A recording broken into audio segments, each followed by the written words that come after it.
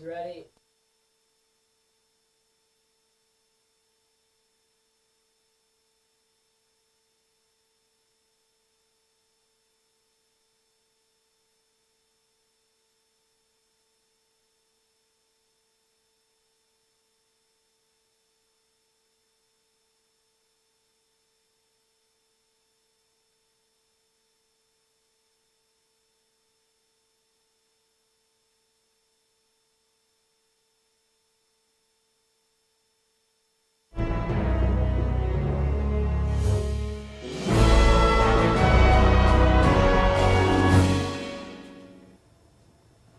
Hello, everybody, and thank you for tuning in to the Liberty Report.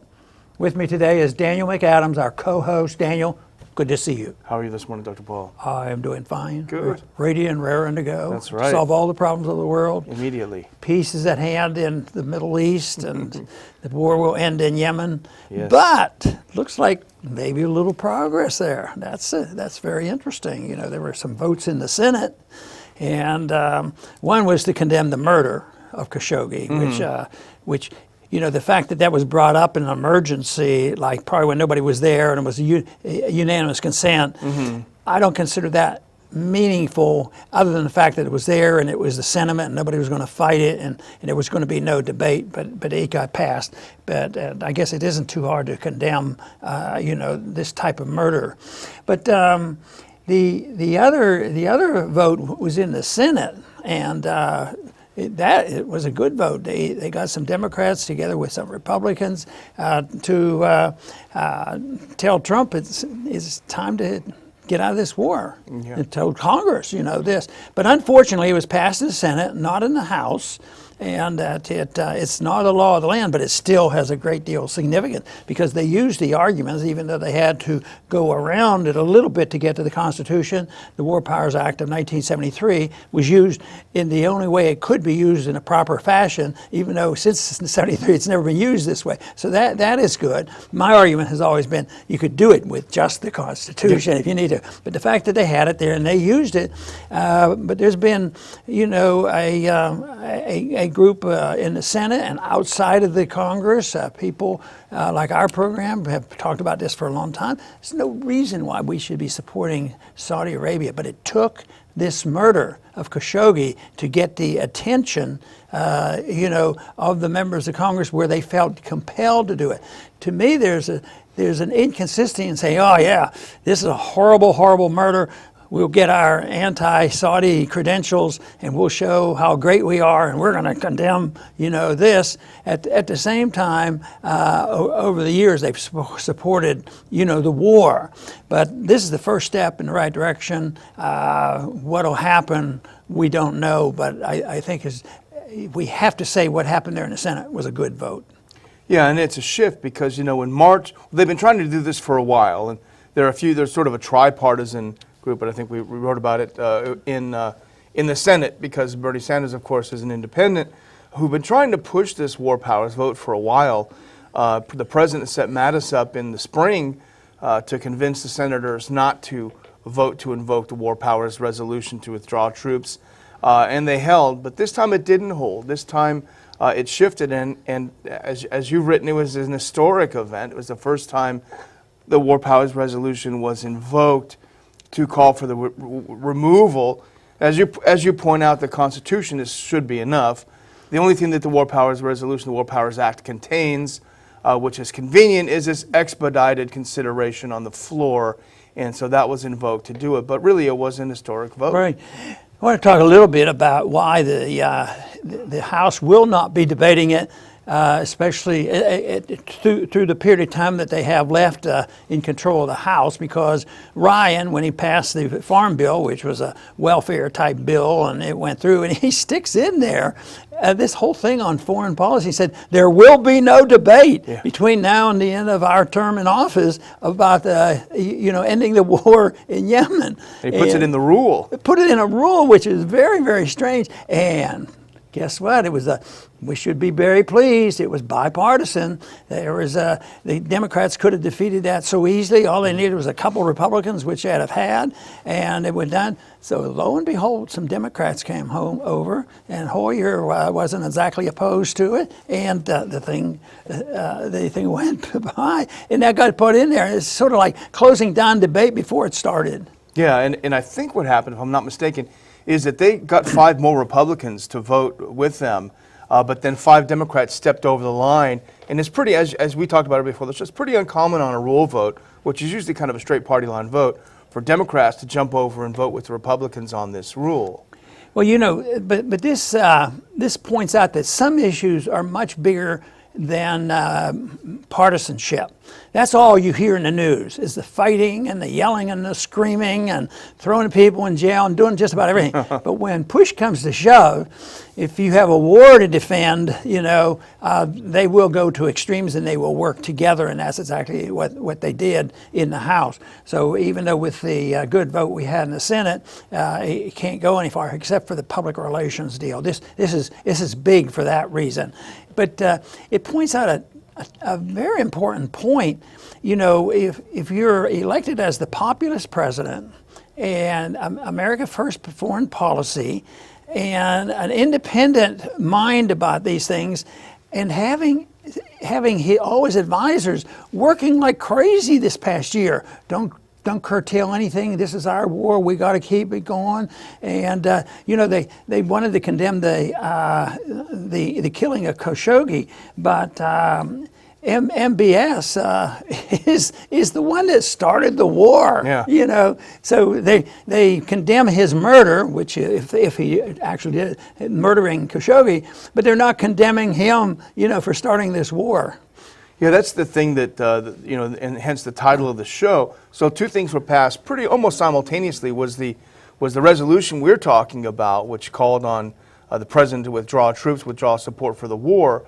But after that was a vote condemning the Saudi government for the murder of this journalist. And that's the one that really ticked off the Saudis. And they issued a strong rebuke. They were furious about it. Saudi Arabia said the recent position of the U.S. Senate, which has been built on baseless allegations and accusations, includes blatant interference in the internal affairs of the Saudi kingdom. Isn't that amazing? We're interfering in their internal, they use it on the internal affairs, their internal affairs, by us telling and recommending as senators that we shouldn't be there. And it's exactly opposite of what is happening. And condemning the killing. And I think in a strange way, they almost have a point, because if everything hinges on this killing, and we're saying, okay, because you did this specific thing, we're going to pull out of the war, we're going to do this and that and the other, and we're accusing you without a trial of you personally being responsible. In that sort of narrow sense, the Saudis do almost have a point. But we would argue that, whereas something looks like it happened overnight, a lot of groups like ours and others have been working for years to try to raise this to a level, and maybe the killing was responsible for putting it to the front. Yeah, and that in a way is beneficial. But let's say we had non-interventionist foreign policy, we stayed out of the Middle East, and they continued their murdering of their various leaders like they have over the centuries. Actually, if this occurred, and there's a little uncertainty, I don't know why we should have to make a statement. Yeah. I think there were some of those resolutions like that. I just wouldn't vote for them. I'd either vote no or just avoid it, because you don't want to look like, oh yeah, that murder is okay. But how can we all of a sudden be so knowledgeable and that we know exactly who did it? Absolutely. Even though weeks before that they absolutely knew it had nothing to do with the Saudi leadership. So it's something, though. Ironically, the murder has played a positive role in us getting the support to get this resolution passed. Yeah, it almost feels awkward, because it's sort of like we'll get it if we can. We'll get it where we can, and this unfortunately was it. We'll take it as we can.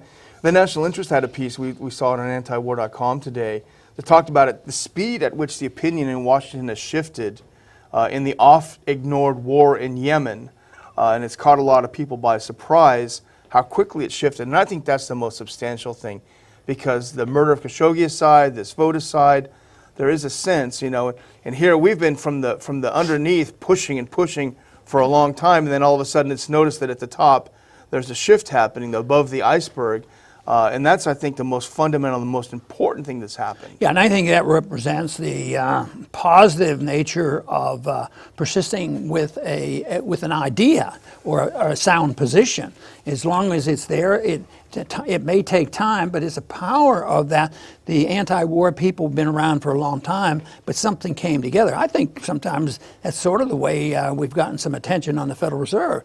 You know, people talk to a degree about the Federal Reserve since it was started, but it was only in recent decades or two when it was recognized how bad their job is that all of a sudden it is it's a conventional issue that most people now are very much aware of it. So to me, it represents the power of ideas and persistence, that you don't give up, even if you do it in a quiet way. If you're just out there, sometime it breaks through, and in this case, it happens to have been the murder.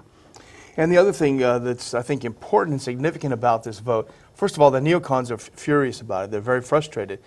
And not because of the specific thing, because what the vote does, I think, it calls into question just how much our alliances really are in our national interest. And that goes with Saudi Arabia, it goes for other countries that we're close allied with. How much does it go in our real, actual interests?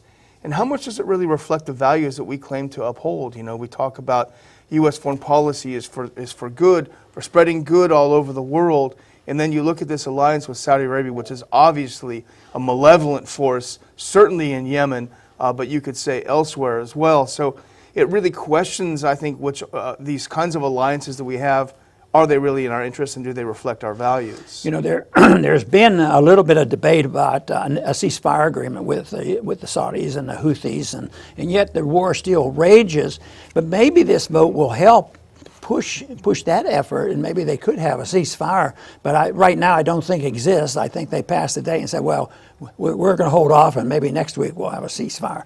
But that could turn out to be something positive. And it can, and I think the Saudis, viewing this and reading the tea leaves in Washington about this shift in focus, nobody knows, here's a good question, nobody knows what the Democrat-controlled House will do next time. Obviously, politics is going to play a big role. They'll take every chance they can to rebuke the president. They're going to be very excited about doing that. But might the unintended consequences of their desire to make political gains result in them doing some decent things when it comes to the anti-war issue? Maybe they'll rediscover their constitutional role on issues of war and peace. Right. You know, it turns out that the resolution of 1973 has been helpful. Although it's deeply flawed, it's actually gotten us involved in more things, because it literally legalized war for 90 days. And that's what's been happening overall. So many times we get involved in so many different countries, and everybody ignores it, and a lot of people don't know it. There's a statistic just came out yesterday. We're more involved in Africa than we are in the Middle East, and nobody can keep up with them. But so the War Powers Resolution is there to correct it, but it would be so much better if we had an honest government and people who actually believed in the Constitution, both in the Congress as well as in the executive branch, that we shouldn't get involved. The weapons shouldn't be over there. We shouldn't be involved in spreading America's goodness with a lot of weapons and killing. You know, this, you know, as controversial as the world wars were and how we got into them all, they were more constitutional.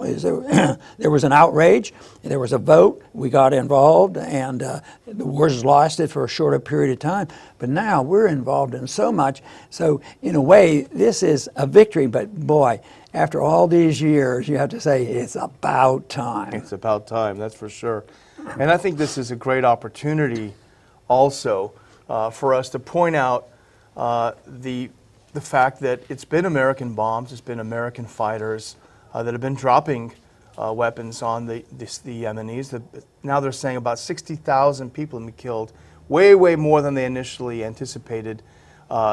Probably 80,000 have starved so far, and many more are threatening. There's the threat to starve.